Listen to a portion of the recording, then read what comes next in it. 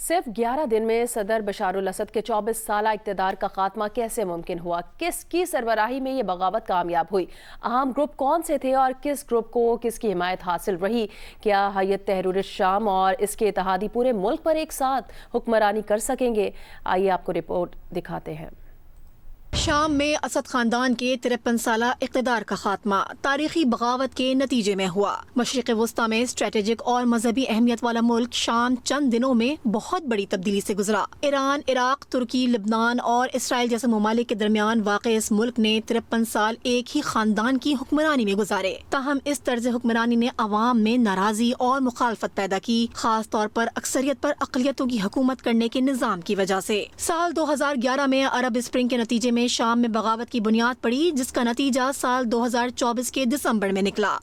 2011 کے بعد سے بشار الاسد حکومت کا تختہ الٹنے کی اپوزیشن کی کوششیں جاری تھیں، لیکن 27 نومبر کو بڑی بغاوت کا آغاز ہوا جو صرف 11 دن میں 8 دسمبر کو کامیابی کے ساتھ انجام کو پہنچی۔ شام میں اپوزیشن فورسز نے اپنی کارروائی ادلب اور حلب کے درمیان فرنٹ لائن سے شروع کی اور 3 دن بعد دوسرے بڑے شہر حلب پر قبضہ کر لیا۔ اس بغاوت کی قیادت ہیئت تحریر الشام اور ترکی کی حمایت یافتہ سیرین نیشنل آرمی نے کی۔ ماضی میں القاعدہ سے منسلک ہیئت تحریر الشام ادلب گورنریٹ میں برسوں سے حکمرانی کر رہی تھی۔ سیرین نیشنل آرمی جو ترکی کی مدد سے 2017 میں قائم ہوئی، مختلف گروپس کی سرپرست تنظیم ہے۔ روس اور ایران جو کئی برس سے الاسد حکومت کی مدد کر رہے تھے، اپنی داخلی اور خارجی مشکلات کی وجہ سے مزید مدد کرنے سے قاصر رہے۔ 2011 کی بغاوت کا مرکز دورابی حکومتی کنٹرول سے نکل گیا۔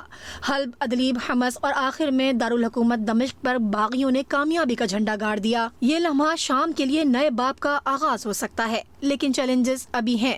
یہ دیکھنا باقی ہے کہ کیا یہ تبدیلی شام کو استحکام اور ترقی کی راہ پر لے جا سکتی ہے، کیونکہ شام کا بڑا حصہ امریکی اور سعودی حمایت یافتہ اور ترکی مخالف کردوں کی SDF کے کنٹرول میں ہے، جس کا مخالف ہیئت تحریر الشام بھی ہے۔ شام میں ایک نہیں 50 سے زائد ایسے گروہ ہیں جو فرقے سے زیادہ زبان اور قبیلے کو اہمیت دیتے ہیں اور جن کے مقاصد ایک دوسرے سے الگ الگ ہیں۔